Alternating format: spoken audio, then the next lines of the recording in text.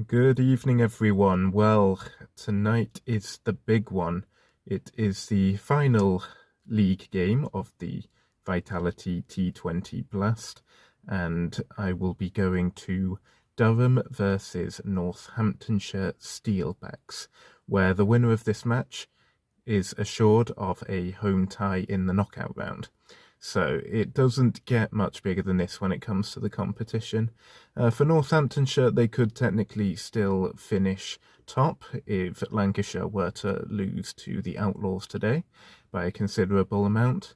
But for Durham, second is the best that they can get, and a win over Northamptonshire this evening will guarantee that. So it's all on the line. If Durham do fail to win, then it is possible they could go out of the competition, but they'd have to be quite unlucky in order for that to happen, and probably lose by quite a long way. So I'm really looking forward to what should be a really good game if both teams play well. I'm really hoping that they do. Both teams are going to be looking to finish strongly tonight and obviously get that home tie if they possibly can.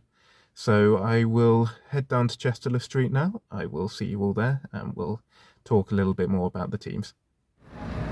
Right, car is parked and I am on the way to the ground for this big clash this evening. I'm quite early today. I'll make the toss quite easily. A reason for that is due to the traffic that I was expecting I might run into. It seems like I've done okay though, however. And secondly, it could be quite a big crowd tonight, so I think it's good to get in there early. Now, I don't have any team news yet. I can probably predict the likelihood of what they're going to be. What I do know is both teams have batsmen who can get very big scores and can be game changers. I know certainly the top four for Northamptonshire, such as Ravi Bapara or the captain Willie, can be very dangerous, and they had a very good score last time out against the Birmingham Bears. As for us at Durham, we've seen Colin Ackerman get 83 before. Alex Lees can always get a high score, and we have other batsmen who can do that too. So it could be down to whoever bats best tonight as to who wins, or for that matter whoever bowls best, if they're able to restrict the score. So we will see what happens. Hopefully I'll get some team news when we get there.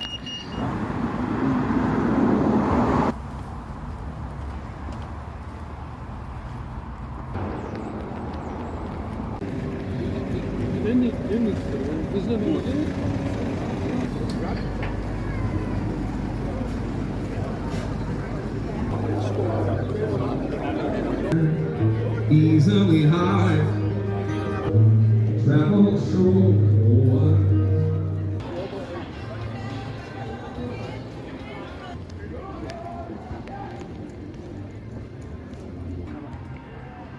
That is right.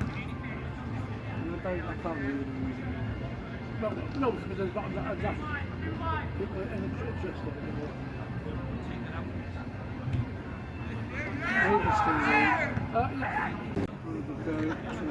Never been sure why they like to play football before the game. Seems to be a common trend amongst all teams. Pretty sure Northants are doing it as well. Okay, we're not going to get any team news until after the coin toss, I don't think, which is in about 20 minutes. So I'll bring that to you as soon as I can. In the meantime, it's looking like we're going to be okay weather-wise. There are some dark clouds ahead, but mainly it's clear, which we really need, to be honest, because if it's a draw, it's Northants who go into the home tie. So let's hope that we can get it played. When the two teams met before down in Northants, it was a win for Durham, which I was very surprised about at the time, pleasantly surprised. It did end Northants' 6-match winning streak, I believe. We were the first ones to beat them. It's not been plain sailing since for either team, so we should be in for a good game today, hopefully. Alex Lees is on his way into the centre for the coin toss. Northants' captain is already there. We'll see what the result is.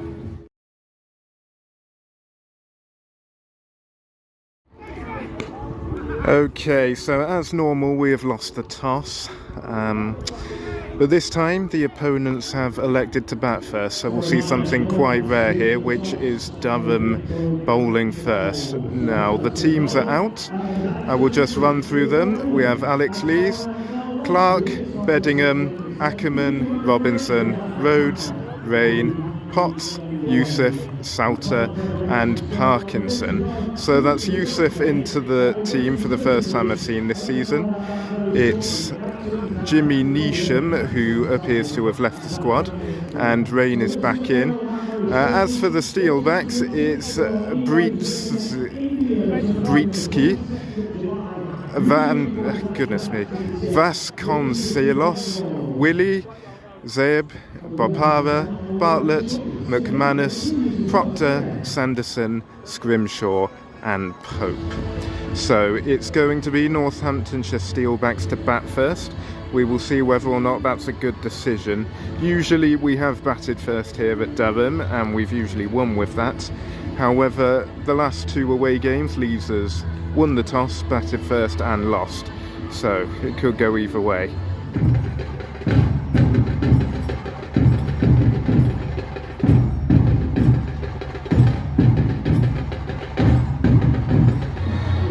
Okay, almost ready to get going. Just waiting for the teams to come out now. Again, it is Northamptonshire batting. Durham will be bowling. And hopefully we'll put in a good performance. We really need to try and restrict them. We cannot let the first 4 or 5 put a run together. Otherwise it'll be a very difficult total to catch. As always, I'm not going to be talking a huge amount during the game. I will check in at certain moments, but in general I just want to sit here and enjoy it. So I will check in a bit later.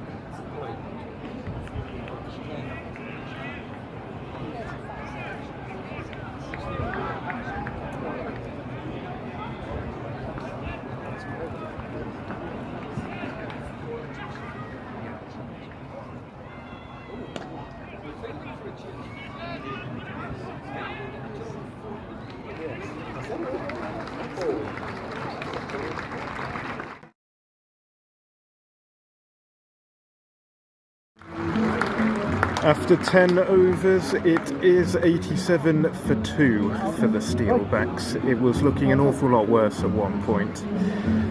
After about 5 overs, they were on about 12 and over. There was a very disappointing over from Yusuf, where he went for 3 sixes in a row. It has got a bit better since. Rain's bowled very well since coming in, as has Sauter. Right now we have Rabbi Papara and David Willey out at the crease. We cannot afford to let them get going. So this is going to be a big 10 overs to see what sort of score we're going to chase.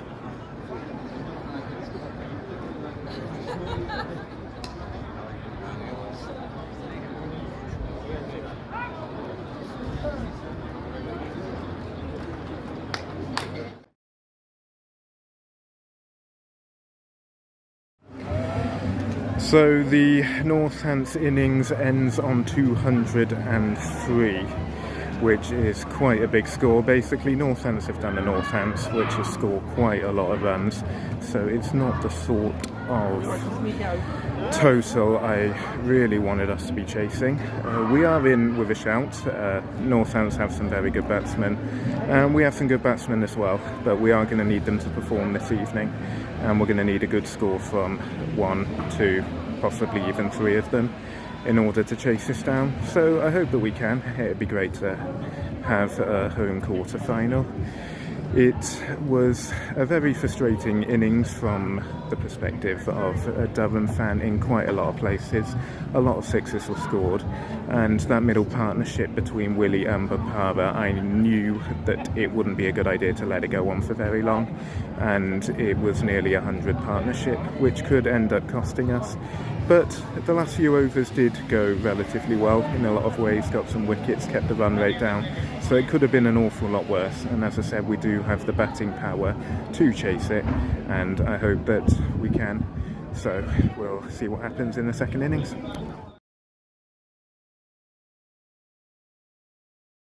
Well, we are 10 overs through and I cannot believe what I have just seen. Durham 129 for 0. It's Alex Lees on 73 not out, and Graham Clark has just got to 51. I did tell him I wanted a 50 because he always gets out for 40 something, and he is delivered today. Durham well on track to hit the target that they are required to. But still 10 overs to go, so hopefully we'll stay on this sort of rate and we'll see what Northamptonshire have to offer as well.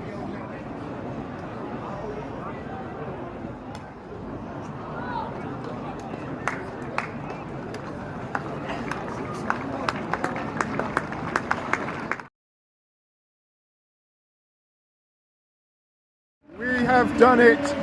Durham have knocked off the runs with quite an incredible century for Alex Lees.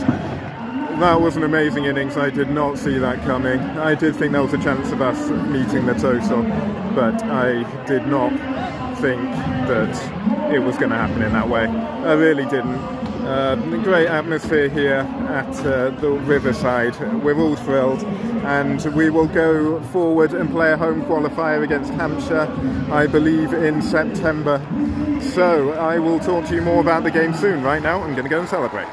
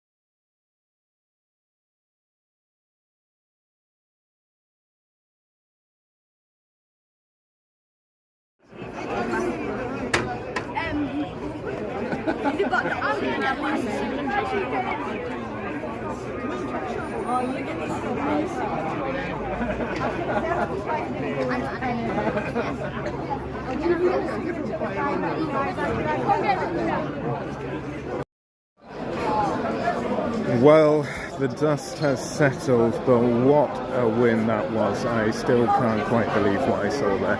I thought it was a potential target that they could reach, but as I said, I just didn't think it would happen in that way, with the opening partnership being around 180 or possibly even more than that. I can't remember exactly what it was. So well done to the team tonight. They batted exceptionally against a really good side, to be honest, particularly with the bat.